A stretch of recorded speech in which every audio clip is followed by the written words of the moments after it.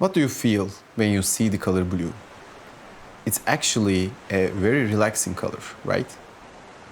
So, what do you feel when you see the color blue and its shades in a movie? Why does it seem to quietly take over a scene when things feel heavy or lonely? You probably felt its weight before you even realized it in the sky, on the walls, and in the light. But this isn't actually just a coincidence. The story of how blue came to be associated with sorrow in movies is far more complex and intriguing than you might think, with layers of psychology, history, and artistic expression. So let's find out why blue is the saddest color in cinema.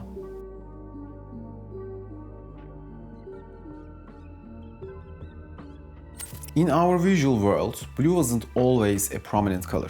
There was not even a specific term for it in many ancient societies. The sea is referred as wine dark, not blue, in Homer's Odyssey, whereas the word king in China covered blue, green, and even black. Ao in ancient Japan indicated both blue and green colors. Because blue pigments were difficult to create and uncommon in nature, they were frequently left out from early artwork. Even when the Egyptians succeeded in producing a synthetic color known as Egyptian blue, it was only used to represent the royal family and the gods. Then, ultramarine, a vivid blue created from the gemstone lapis lazuli, gained popularity in religious art during the Middle Ages, particularly for painting the clothing items of the Virgin Mary. So the important thing here is this blue colour, and that is lapis lazuli. It is. It was the most precious and most expensive of all the pigments. Because of its connection to divinity and something valuable, blue gained emotional depth that artists explored throughout the Romantic era when it came to represent longing, vastness, and melancholy. The Impressionists then relied on it to emphasize its organic, changing characteristics by capturing light and reflection. People have always had mixed feelings about the color blue. It's calm and quiet, but it can also come across as distant and cold. Color psychology research suggests that blue is the most preferred color worldwide and is related with trust, reliability, and stability. But despite that, it is also connected to sadness. Picasso's blue period started with his close friend, Carlos Casagemas's death, and art historians generally agree that his grief can be seen in the blue tones of his paintings. The strange feeling of blue color have scientific explanations as well. According to Harvard Health, the hormone that controls sleep, melatonin, is suppressed by blue light. Even outside of a theater, nighttime exposure to blue light can throw off circadian cycles, making people less relaxed and more alert. So filmmakers take use of this physiological reaction. They produce a subtle tension by covering situations in blue, which reflects the emotional tension portrayed on screen. Behind the feeling of sadness, there is literally a physical unease. Blue encountered technical difficulties with the start of the cinema. Blue and its shades were difficult for early Technicolor to capture well. It was frequently appearing flat or greenish. He was more concerned about the background and the trees and sky and things rather than what the faces looked like. He even told Dr. Kelmus, oh, flesh tones aren't important.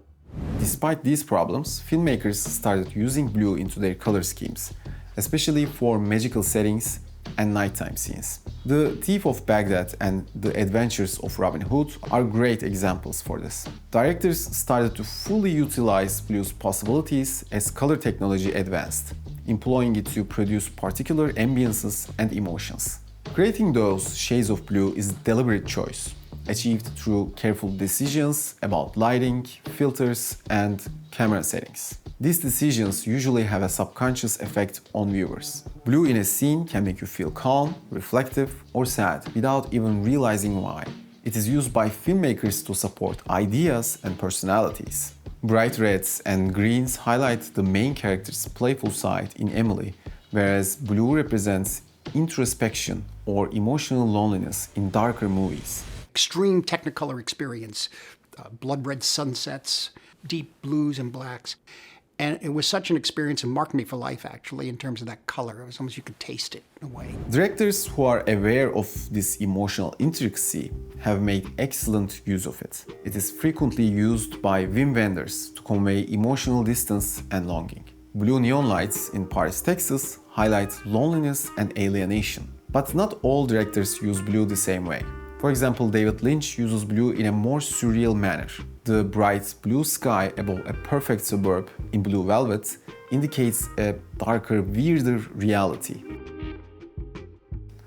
Also in Moonlight, Barry Jenkins made sensitive use of blue. The blue moonlight reflects moments of vulnerability and intimacy, and one character even says, "In moonlight, black boys look blue," linking the color to identity and belonging. Blue is used more discreetly by Paul Thomas Anderson, usually as a contrast. The harsh earth tones of the oil fields in There Will Be Blood are contrasted with blue skies and interiors, suggesting something beyond greed. On the other hand, blue surrounds inherent vice, creating a sentimental mood that matches the story's haze and the main character's uncertainty. Blue's power in film comes from history, psychology, and craft. It was associated with mystery and divinity in ancient societies. Artists used it to depict melancholy and longing. It was refined by filmmakers to become one of the most effective instruments in cinema. The conflict of blue's calmness and coldness, comfort and distance makes it memorable on screen. So the next time you see a scene in a movie that is surrounded by blue, think about how much history and thought went into creating that feeling. If you found this interesting, feel free to share what movie you think uses color blue the best. Thank you so much for watching, and I will see you in the next video. Until then, take care.